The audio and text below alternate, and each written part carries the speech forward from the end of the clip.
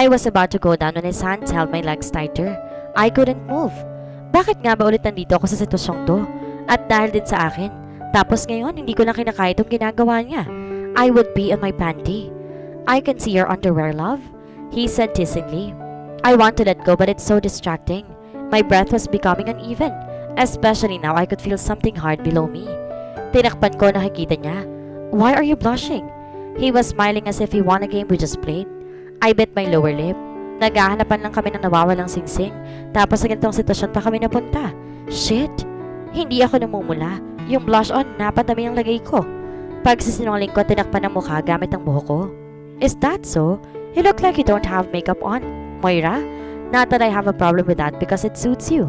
Hinawakan niyang buhok ko. I was still looking down. He caressed my cheek with his thumb. Do you feel embarrassed? You started this, love? Nagbibiro lang naman ako, sir. Nauutal pang sabi ko. Then, should I let you go? Or should I laugh first? Which is which? He asked, smirking. Never thought you have a side like that. You look innocent all this time. I am not. Mabilis kong sagot. His facial expression changed. You, before already? Putol-putol na sabi niya. Napatingin ako sa malayo. I did not want to tell him that I'm a virgin. Hindi ko alam bakit bigla ako nahiya. He seemed like an expert who would not want to try and experience one. Hindi ako sumagot. Sakto naman his phone rang. Marahan niya ako nila sa pagkakaupo sa kanya. He stood up and I fixed myself, still trying to breathe normally. Dad, we're about to leave. Dinig kong sabi nito sa kausap niya. Yeah, she's here. We're coming. Nagsimula na namang kaba ng sistema ko. He was talking to his father. Naalala ko ulit kung bakit ako nagbihis ng ganito ngayong gabi.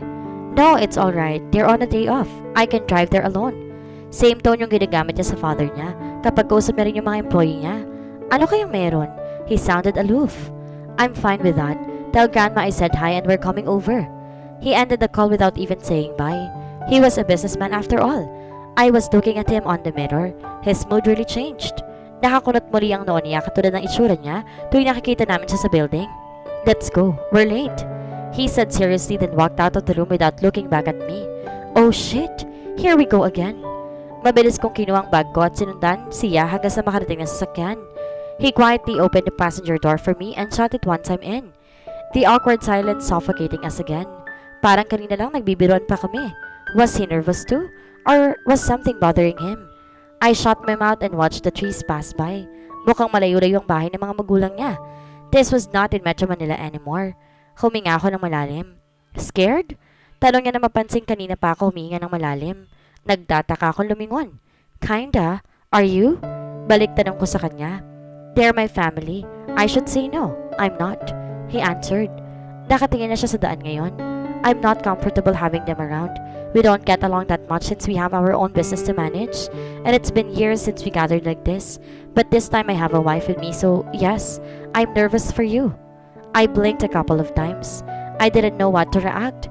Was he being sweet? Or was he trying to remind me what kind of family he was in? I have you with me, I murmured. Alam kong mapapaniwanan natin sila. Alam ko rin na hindi mo ko hayaang magkamali sa sasabihin ko mamaya. He smiled and went silent. Pabundol ng tinatahak niya na daan. Pero kahit ganon, the road was full of lights. Hindi ka maaksidente sa sobrang liwanag nito. Not quite far, I saw a giant gate. It automatically mopped when it saw his car. Wow! May sariling utak ba yan? He chuckled. It has a sensor. He parked in front of a huge mansion. Kung malaki ng bahay niya na tinitirhan namin, mas triple pang laki nito. It was the one you could only see in a movie. There were gardens, fountains, and an exquisite city lights view. May lumabas na lalaki para kunin ng susi sa kanya. Binuksan ang isa sa pintuan ng passenger seat.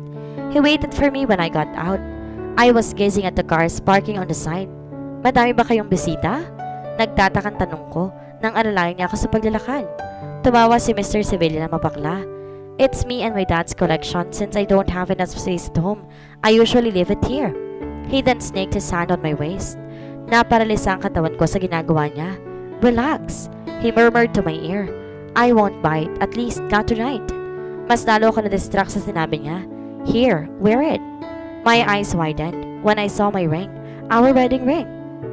Nasa kanya lang pala all this time. I gave him a suspicious look. I saw it on the floor when I went to your room while you're showering. He answered my unspoken question. Magsasalita pa sana ako nang ilagay niya isang daliri sa bibig ko. Shave your voice, Red. Red? What? Nanlaki lalong mata ko na maintindihan ko kung bakit red ang sinabi niya. This man? Hinila ko pababa ang suot ko. And yes, I was wearing a red panty for Pete's sake. I shut my mouth when their door opened. Classical music was playing on the background as if a king and a queen was about to enter their kingdom. Grabe naman pala sa kasosyalan tong pamilya niya. Sa bagay, Sevilla is one of the richest businessmen in the country. Their house was full of silver and gold. Even the light above was a chandelier. The staircase in the middle was too big for a small family. Paano pa sila nagkita-kita sa laki nito? Hinawakan ni Mr. Sevilla ang kamay ko. He then squeezed it and stared at me first. Then his eyes guided me to look and welcome the woman who was smiling childishly to us. Ashley Sevilla. I dread about her and her looks. Sobrang ganda sa personal. Her skin was glowing and her blonde hair was so beautiful na isang tingin lang alam mong hindi mo rin afford. Brayden! Brayden! Oh my God! Look at that, brother! Sigaw ni Ashley at patalong yumakap sa kapatid niya. Napabitaw ng hawak si Mr. Sevilla sa akin. I was watching them not knowing what to do. After a while, bumitiw siya sa pagkakayakap sa kapatid niya. She then hugged me tight too. Is this here? Oh my God, you're so pretty! She told me. One and only. Bored na sagot ni Mr. Sevilla. Only? Is that your final answer? Pang-aalas ka ni Ashley dito. Tinignan to na masama ni Mr. Sevilla, but he did not say a word. Kailangan ko ba mag-worry dahil sa sagot niya? Teka, sino ba naman ako? So what if he had another girlfriend? I am just a fake one. Ouch! Ashley held my hands. Kidding, brother. I'm sure magkakasundo kami. So, what's your name? Moira. Nauutal pang sagot ko. Nakangiti pa rin si Ashley sa akin. Oh. So, how's Ali? Bulong niya sa akin. Pinapasakit niya bang ulo mo? Tell me, I will make pingot of his ear. Hindi ko napigilang hindi matawa sa sinabi niya. He's kind of moody but it's tolerable. He's the sweetest when he's in the mood. I told her honestly. She pouted. Oh, I thought he's a changed person na. Hay nako, anyway, do you like to party? We can party next time with my friends. Sagot ko. No, she doesn't. Mr. Sevilla answered. Don't be a bad influence, Ashley. We're trying to have a healthy marriage. Hinila niya ako sa kamay ng kapatid niya. Well, really? You want me to believe that? Either you'll go to party with me, or I will tell her that she looks like... Ashley, stop! Pagbabanta ni Mr. Sevilla. Sorry naman. You look pretty, Moira. We can go to the salon together next time, so we can have, sister-in-law bonding. Tumawa ako ng pilit. Okay then, let me know when. She jumped happily and hugged me again, but tighter this time. Napaubo ako sa sobrang higpit dahil hindi na ako makahinga. Ashley, that's enough. You're hurting my wife. Parang lumutang kaluluwa ko sa katawan ko nang marinig kong katagang wife. Namula ako bigla sa sinabi niya. Hindi ko alam saan lilingon. Sorry. Oh, sorry for hurting your wife. Exaggerated the wife word. I got too excited because this was the second time we brought someone for a family dinner. She crossed her arms again. Kahit nagtatampo ko na hindi ako invited sa kasal ninyo, that's okay. Forgiven, kahit walang sorry. I will choose privacy over letting you know. You cannot even shut your mouth in a few seconds, Ashley. Her sister rolled her eyes again and again. Mukhang opposite ng ugali ni Mr. Sevilla. She was bubbly, friendly, and outspoken. I know that, sagot nito. But hello, I can shut it naman as long as meron akong Louis Vuitton bag. Sabi nito, tinawakan ako sa kamay. You should meet the rest of the family. Come, come. Hinilan na naman niya ako. Hawak-hawak pa rin naman ni Mr. Sevilla ang bewang ko at nakaalalay. Papasok na sana kami sa isang kwarto na may nagsalita sa bandang itaas na malaking hagdanan. Ali, you're here. Good to see you again. Michelle Sevilla, his mom. I would memorize her over and over again dahil siya yung nakaagaw ng atensyon ko. Mula sa guhit ng kilay niya na mukhang mataray, sa buhok na nakapusod na maayos at sa pananamit. Mukhang hindi niya ako magugustuhan. She was sophisticated and strict according to the information. Mother, bagit ni Mr. Sevilla na hindi ngumingiti. Ashley's smile faded as she was seeing the two. Humigpit naman ang pagkakahawak ni Mr. Sevilla sa bewang ko. He did not give her a second look as he pulled me to enter the other room. I was palpitating already. May hindi ba sila pagkakasunduan ng mother niya? He was so aloof than I expected. Ang lamig kasi ng pagkakasabi niya. I was still guessing when he opened the door to the room. And there it was, another set of his family member. When we entered the room, his dad and his grandmother were sitting in a long table. They were busy talking so they did not notice we were in the room. There were foods, fruits, and different cocktails. May nilalagay pang ibang katulong nila at may waiter na katayo sa kabilang dulo, holding a tray. This family was really expensive. Hindi ko kaya makipagsabayan ngayong gabi. Mukhang nawala ang lahat ng kinabisado ko. Narinig kong bumukas muli ang pintuan sa likuran namin. Kumubog na naman ang dibdib ko nang maamoy ko ang hindi pamilya na pabango. So I knew it was his mom. I wanted to back out already. Lumakad siya sa harap namin and she was eyeing me sardonically. Tila ba gusto niya akong kainin ng buhay. Shit! Hindi ko pa naman pinipirmahan yung kontrata. Baka pwede pang umalis. Hindi ko pa naman nasasabi kay Mr. Sevilla iyon dahil sobrang busy niya rin eh. Hello! She greeted me and smiling. You must be his wife. I am Michelle Sevilla, the mother. She then gave me a gently hug but her facial expression was not changing. Kahit nangangatog, I did my best not to show how nervous I am right now. Nice meeting you po, tita. Nauutal na saan ko. I'm Moira Visconde. Sevilla po, but you can call me Moira for short. Ngiting bati ko sa kanya. What family are you from? She asked, raising her brow. You must be very special. My son married you in so much rush. Tumingin to kay Mr. Sevilla. Right, Brayden? Napatingin din ako kay Mr. Sevilla. His face was hard and smiling. You know I value privacy as much as you do. If we invited you or not, it won't change the fact that we are married. I laughed awkwardly dahil may nabubuong tensyon sa kanilang dalawa. We want to invite everyone but my husband informed me that you guys are very busy, tita. I held her hand. She was shocked at first and looked at it. Pero don't worry naman po. We're planning to have a grand wedding. Well, we will invite as many people as possible. Hindi ba, love? Mr. Sevilla blinked. His face surprised. Pinandilatan ko siya. Go with the flow ka na. Ikaw naman may gusto rin ito eh. Of course, he answered a while. It's just, I cannot wait to marry her. I don't want to take risks and give other men the chance to court her. You know I'm a possessive man, mother. Tinanggal ko ang pagkakahawak sa kanya nang tumawa siya na mapakla. You won't fool me, she whispered. I'm not trying to prove a point to you. We're just having a conversation, mother. Do not flatter yourself. He then kissed the top of my hair. Let's not be like this in front of my wife. I don't want to scare her either. Love, pangaalo ko para bumaling ang atensyon niya sa akin. What a sweet couple! Sigaw ni Ashley mula sa likuran namin. Thank goodness! Kahit paano'y nawala ang tensyon sa dalawa. She was holding a cake. Isn't it, Mom? Tumalikod ng mommy nila at tila walang narinig at tumiretso sa room kung saan labas-pasok ang mga katulong nila. Ashley was giggling, ignoring her mother. She can be very intimidating at times, but don't worry. She will like you eventually. She's just jealous that someone as prettier as you got the heart of this one and only son. Kahit siya mismo kasi hindi makukuha ang puso nitong kapatid ko. She tapped Mr. Sevilla's daughter. I am not buying you any bags, Ashley. Pang-asar pa ni Mr. Sevilla. Oh, that's so sweet.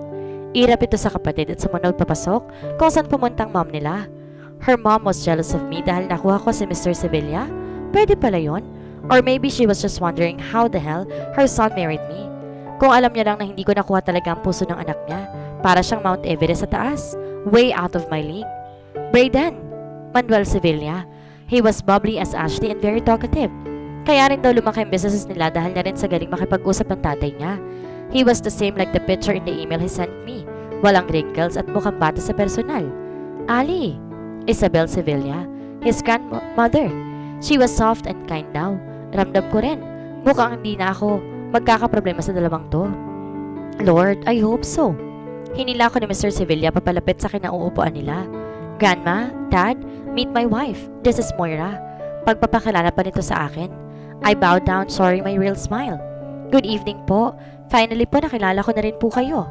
Bigla niyakap na mahigpit ng dad nila. It's so nice to finally meet you too. What a surprise that he brought you here, daughter. I was taken aback. Nagbitiw ang dad nila sa pagkakayakap. I can call you daughter, okay? Parte ka na ng pamilyang to.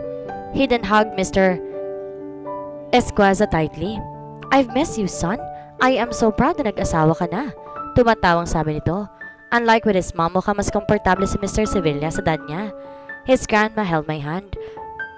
Napatingin kaming lahat sa kanya. I sat so she could easily see my face. She was giving me a genuine smile. Hinilikan pa to ni Mr. Sevilla sa noo. This is my wife, Grandma. You're requesting her for too long. Sabi pa nito. You look familiar, she said, still holding my face. Grandma, she's one of a kind. Why would her face be familiar? Ah, may naalala lang ko sa kanya, Ali. Natatawa ako kapag binabanggit itong second name niya. Grandma, I'm not a child anymore. Stop calling me Ali in front of my wife. Parang bata si Mr. Sevilla sa harap ng lola niya. Ramdam ko rin ang sinseridad nito sa akin. If I were be him, I would be this too. Sayang lang hindi ko nakita mga lola ko. You're still my baby, Ali? Tumawa na napakaganda nito at pinakawalan na kami ng lola pareho. Magkatabi kami ni Mr. Sevilla sa pagkainan. Nasa harap namin si Ashley at Lola Belle. Nasa magkabilang dulo mag-asawang Manuel at Michelle. May mga lumapit na mga babae na may dalang pagkain. They were wearing a white uniform and black apron. They looked so cute. Mukha silang cosplayer dahil na rin sa ganda ng bahay ni Mr. Sevilla. But they kept looking on my side. Nang mapalingon ako kay Mr. Sevilla, may dalawang botones ng shirt niya nakatanggal. I stared at them who was now blushing even more while watching him eat. Why do I feel possessive over him? When I had the right, I am his wife in front of them. I should take advantage of this. Brayden? I asked. He looked confused. I never called him by his name. Bakit ba Mr. Sevilla pa rin ang tawag ko sa kanya? Nasa isip ko lang naman yun at di niya naririnig.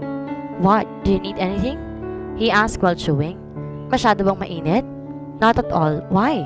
Nagtatakang tanong nito at uminom ng wine. Bakit nakabukas yung damit mo? Binalik ko ng dahan-dahan ang mga botones niya. He stiffened while I was doing it. Medyo napalayo siya. Huh? See this? He's mine. I tapped his chest. There, okay na. Always the sweetest, love. Thank you. Then he kissed me on my forehead. I blushed for real. The most welcome, Brayden. He placed his hand on my leg and caressed it. What's with the Ali, love? Are you okay? Tumawa ako ng maraan. First time ko makaramdam ng ganito. Bakit ba ako nagsiselo sa mga nagpapantasya sa kanya? Ako na naman ang asawa niya. Nothing. Tahimik kong sabi. You need to communicate when you feel something is not right. He told me seriously. I will do my best to compromise, Moira. Nagulat din ako sa pagbanggit niya sa pangalan ko. Okay, Brayden. Balik sagot ko sa kanya. So, how did you guys meet? Basag ni Tita Michelle sa pag-uusap namin. She was eating her pasta while casually looking at us. Napangiti ako sa sinabi niya. Naguguluhan din ako sa sagot ko. Nami-mental block na naman ako kapag siyang kausap ko kasi. Bigla naman nagsalita si Brayden. She is currently employed in our company. I saw her on the way to her orientation. Napangiti ako. From the moment I saw her in that elevator, I know that she's the one I want to marry. Love, lagi kong sinasabi sa'yo kung gaano mo pinapabilis ang tibok ng puso ko kapag nakikita tayo. Ngiting sabi ko. Kahit na yung bilis ang tibok ng puso ko dahil sa kaba kapag nakikita siya, lahat silang napatigil sa pagkain at nakatingin lang sa amin. Alam niyo naman po kasi na may pagka-suplado itong anak niyo. He won't even stare at you if he doesn't find you attractive. But thank heaven because in the end we ended up together. You guys, stop it! I'm so inggit na! Ashley pouted. My gosh, never ko narinig sa kapatid ko na magsalita ng ganyan. He will usually let the girl talk and talk until they got tired. So may iba na pala siyang nakilala na naging babae ni Brayden? I shut down my thoughts dahil wala naman akong karapatan magtanong pa. Ilang buwan na ba kayo nagligawan? Tanong naman ni Lola Belle. 7, 6. Sabay namin sagot ni Brayden. Nagkatinginan kami, our forehead creasing. I smiled awkwardly. I mean, 6? I guess it's 7. Magkaiba namin naman sagot. I slowly looked back at them. They were confused too. Nakakahiya. Correct me if I'm wrong. Pagkakaalam ko, 6 months. Unless hindi ka pa nanligaw nang binigyan mo ako ng bulaklak. Pagpapalusot ko, it's 7, love. I was hesitant that time because you have a boyfriend that time. A boyfriend? Wala naman akong boyfriend noon. Yeah, I guess it's 7 po. I laughed awkwardly. Buti nilang wala na masyado nag-follow-up question. Ashley was the one talking and talking all night, kaya nakalimutan nilang tungkol sa amin. His mom was the only person still observing us, but it was the least of our concern now. Ali, bakit hindi mo igiyang asawa mo sa buong bahay? Utos si Lola Belle. She's right, brother. Para hindi rin siya maligaw since dito na kayo muna for 3 days. Nagulat ako sa sinabi ni Ashley. 3 araw? So 3 araw kami magpapanggap? Ganun ba yun? What? Brayden said, really surprised. Son, minsan lang kami umuwi. We should spend this time together and get to know your wife more. Anandan niya. We have workloads to do. We can't. And we did not bring any clothes. Sabi ni Brayden sa mga to. You can still go to work. Duh. Ang mga damit naman ako dito. I'm sure it will fit her. Masayang tugon ni Ashley. I said no, we can't. Matigas sa tugon ni Braden. Ali apo, napalingon kaming pareho kay Lola Bell. It's only 3 days. Pagbigyan mo ng kahilingan ko. Love, it's okay. 3 araw lang naman yun. Gusto ka rin naman makilala pang pamilya mo. Sabat ko.